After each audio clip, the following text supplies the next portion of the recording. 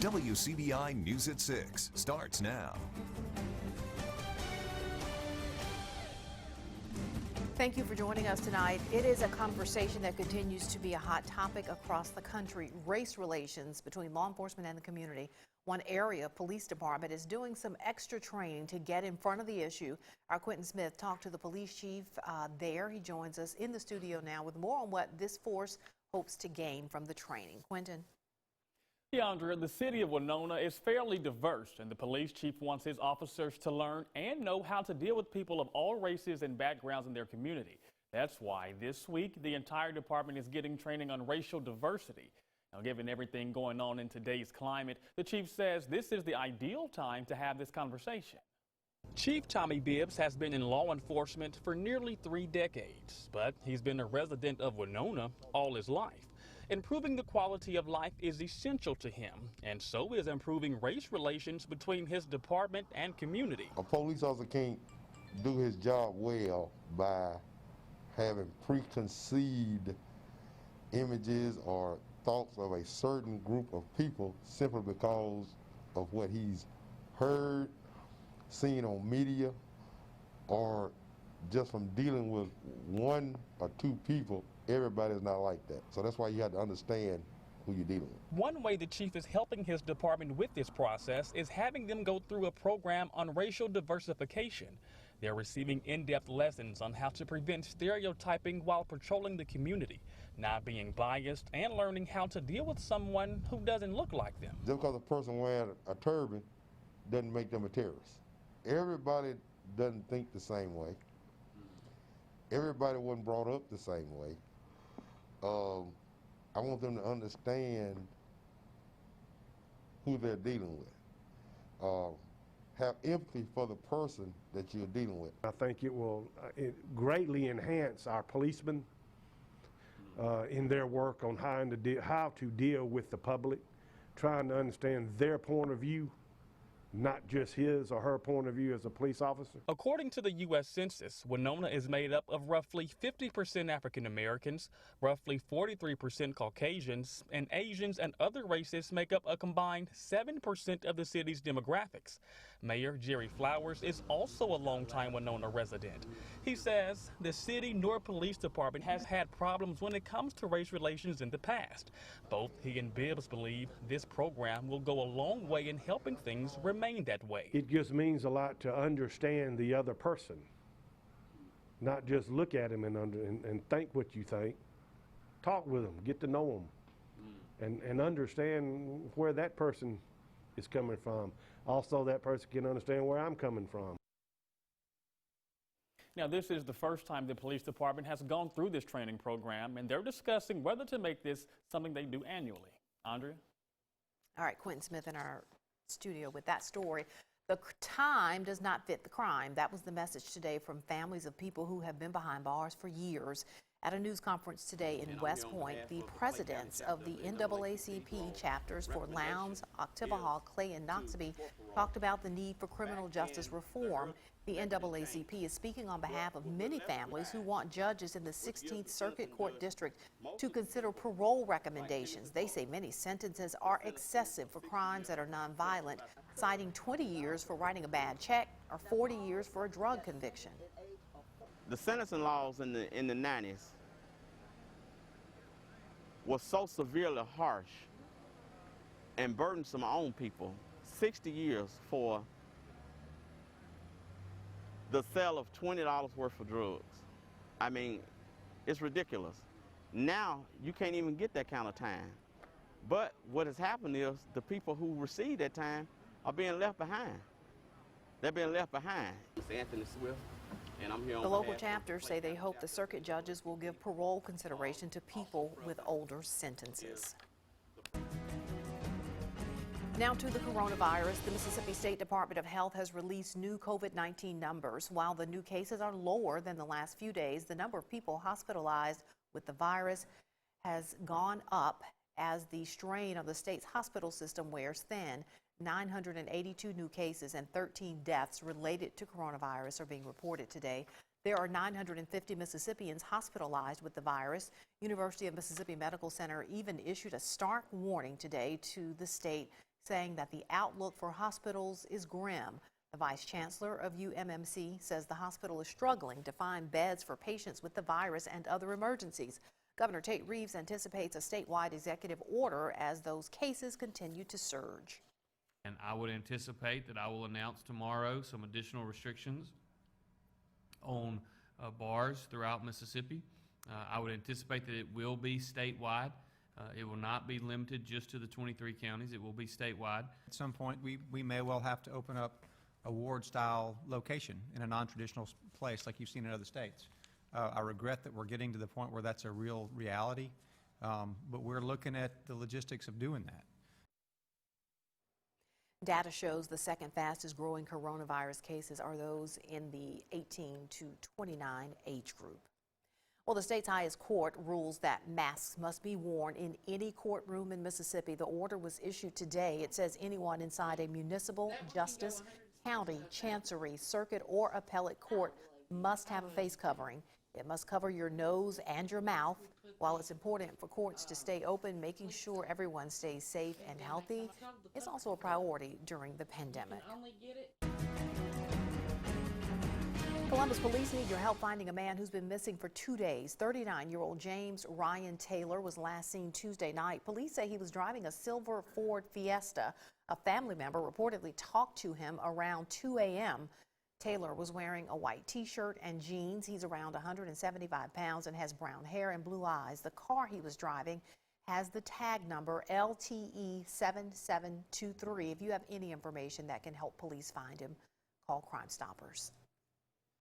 Overall, a pretty nice day today, pretty warm, but that's typical for late July. We're looking southeast of Louisville. There are some budding clouds. There's some showers and thunder showers trying to come on in from the southeast. We have some down here near Philadelphia and some others back here in Alabama.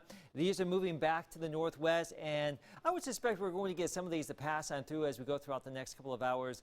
Whatever we do have will fade away after sunset. So we'll keep that chance of rain in the forecast for the next few. After sunset, we go quiet, mainly clear tonight. Lows will be down into the 70s. And as we look ahead here, more or less the same story here for the weekend. Hot and humid, scattered to spotty storms, and the heat index may be over 100 degrees. We'll talk about the tropical trouble coming up in just a few more minutes. The Starkville-Oktibbeha School District is beginning to map out its transportation plans for the school year. If your child normally rides the school bus, pickup will be a little bit different. All drivers and students will have their temperatures checked before loading the bus. Also, everyone will have to wear a mask, and those masks will be given to students who don't have one. Only one child will be allowed on each seat, but family members in the same household will be able to sit together. Transportation Director Kelvin Gibson says there are more than 20 routes for pickup. The department is waiting on a final count to determine any changes they'll need to make. He says they are working on ways to make sure that all of the students and the drivers are safe.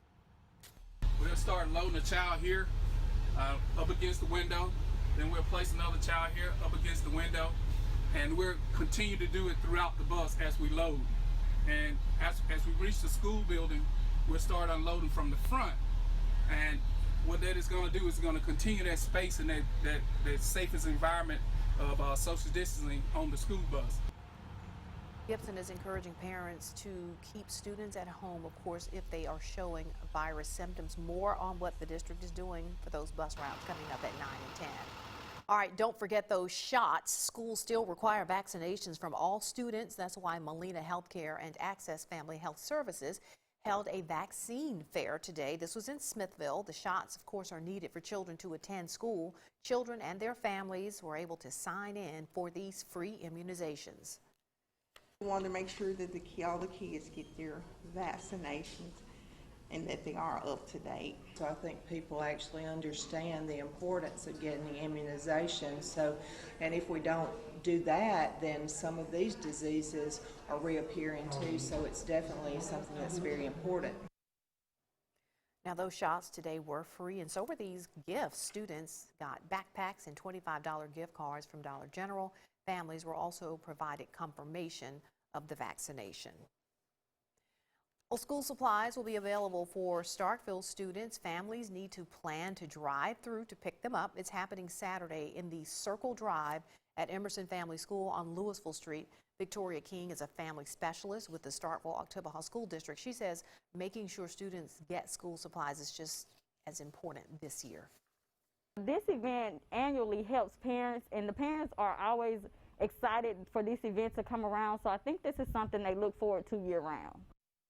Now again, Starkville families can drive through this Saturday between 10 a.m. and noon there at Emerson Family School. Money from the CARES Act could be on its way soon to nonprofits and food pantries in Northeast Mississippi. We'll have that story coming up on WCBI News. Welcome back. Relief is in store for area nonprofits thanks to the $2.2 trillion CARES Act that was passed by Congress. Our Allie Martin visits a local food pantry to see how this additional funding will help with some unexpected expenses. $8 million will be available from the CARES Act for nonprofits and food pantries in Mississippi. The money will be a big boost for ministries and other organizations that are doing their best to help others during the pandemic. The COVID has caused us to have to change the way we do business. We no longer can allow clients to come into the building. That is just one of the many changes at Faith Food Pantry in the wake of COVID-19. Every third Saturday, food is given out at the Nettleton location. Clients now wait in the parking lot where volunteers take their information and distribute food. It has meant extra expenses, such as tablets and tents for the volunteers. Any funds from the CARES Act would be a big help. For one thing, because of all the heat that we've had this year, we run 3 walk-in freezers, 2 walk-in coolers, and our electric bill went up over $1,000 a month this month. So this will help pay that. It will also help with any future expenses, such as adding plexiglass to help protect volunteers and the public when clients are allowed back in the building. The funds will be distributed in a 21-county area by the Create Foundation, which expects to get $1.5 million to split between nonprofits and food pantries. The maximum grant will be $4,000.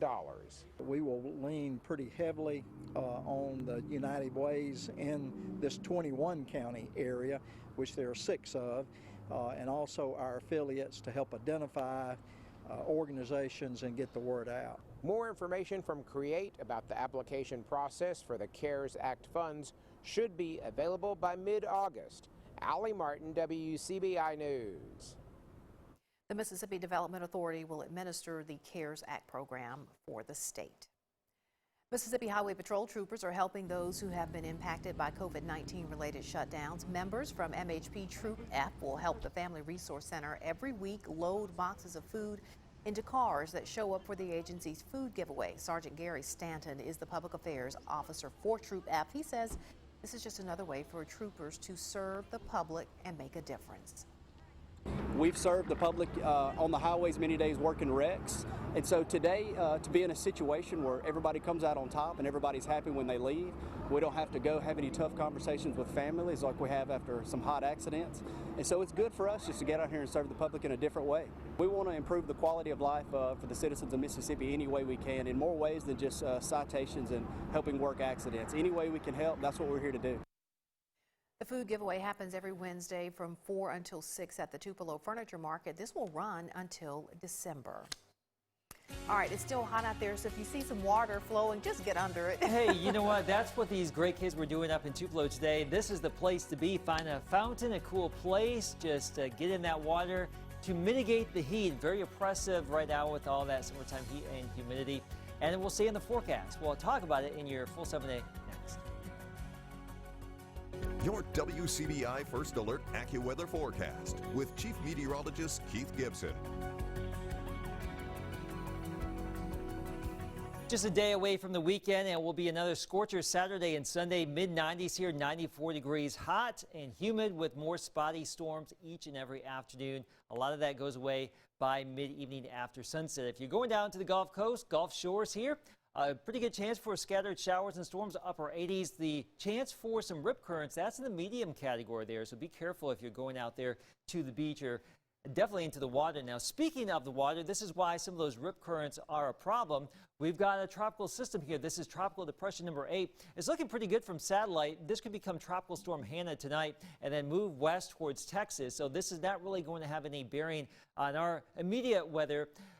Tropical moisture right along the Gulf Coast and deep South Texas, where they could see some significant rainfall. But that system stays to our south. We're watching Gonzalo here, out here across the Atlantic Ocean, a tropical storm, sustained wind at 60. This is moving back to the west. It is likely going to get into the Caribbean by the weekend, maybe perking up into a hurricane, then falling apart once it gets into the Caribbean. We'll continue watching this. Models tend to weaken this system as it gets into the Caribbean Sea. And out in the Pacific, Hurricane Douglas, this is a major hurricane. Look at that eye right there. And this could actually have an impact on the Hawaiian Islands as we get into the weekend too, as it continues marching back to the west. So tropical trouble, it is the dead of summer and we have issues going on. But for us locally, it doesn't look like we'll have any major concerns for a while, it would appear. Our Alpha Insurance Camera Network, our time lapses from Louisville, Mississippi, Vernon at Durham's Pharmacy, Tupelo, and Columbus today, looking very nice this afternoon thus far. But as we get into the evening hours, we are looking at some showers here, not too far away, just south of Winston and Noxubee counties. These are moving back to the northwest, and it looks like some of this will get into the area this evening here on an isolated and scattered basis, especially across the southern half of the area. So don't be surprised if you hear a rumble of thunder or hear some rain or see some rain this evening. That goes away after sunset. We will just duplicate this tomorrow. Quiet in the morning, spotty showers and storms in the afternoon, highs getting back into the low to mid 90s once again for our Friday. Let's check out your AccuWeather 7-day forecast. And 94 Friday, Saturday, Sunday, 93 Monday. Temperatures a little bit cooler for the middle of next week as our rain opportunities go back up a little bit. So if you're desperate for some rain, if you've been missing out, I think by the middle of next week, we'll have a much better shot. All right, the high school football tour checks in tonight with the Noxubee County Tigers. See the preview coming up next in sports. Your WCBI Sports with Courtney Robb is brought to you by your local Ford dealers. Go further. We continue the high school football tour with a team that's determined to right last season's wrong to end the year. The Noxubee County Tigers, the defending 3A North half champs, are on a mission to end the season with a win and a gold ball. Noxubee County stop number 32 on the high school football tour. WCBI Sports 2020 High School Football Tour is brought to you by Itawamba Community College, Cannon Ford of Starkville, Monroe County Farm Bureau, Max South Broadband, and the Bank of Vernon.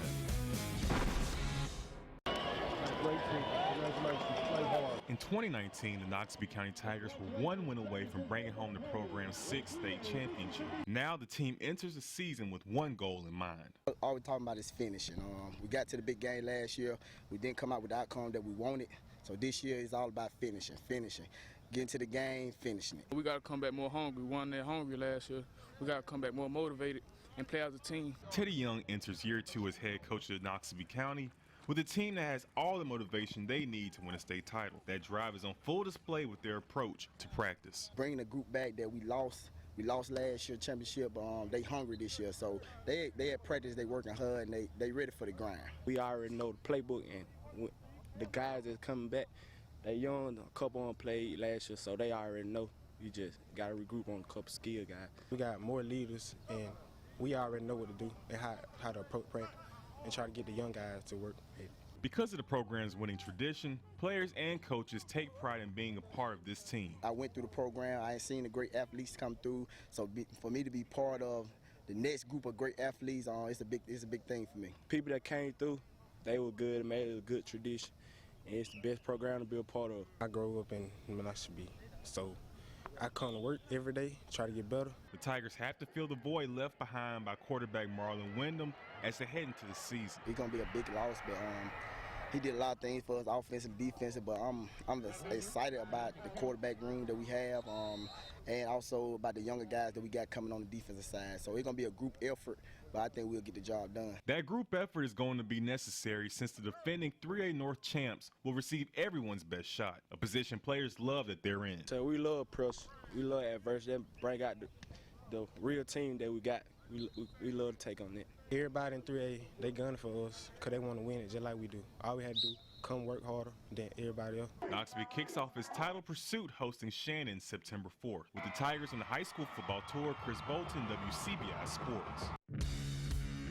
WCBI Sports 2020 High School Football Tour with Noxubee County High School is brought to you by Macon City Drug, your hometown pharmacy. Of course, there are still plenty of more stops to go. Just a little bit over the halfway point for the high school football tour. We finally get into Academy Week after today. It has officially arrived.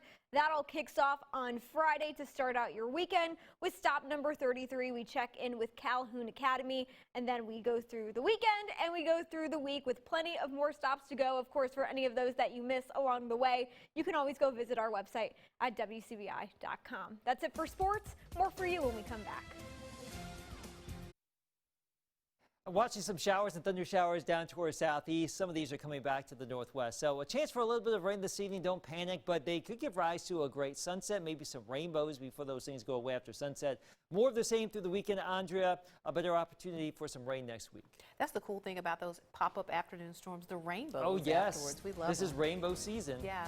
Post them on Twitter and Facebook. We love to see them. All right. That's the news at 6 o'clock, everyone. Enjoy the rest of your Thursday evening. See you back here at 9 to 10.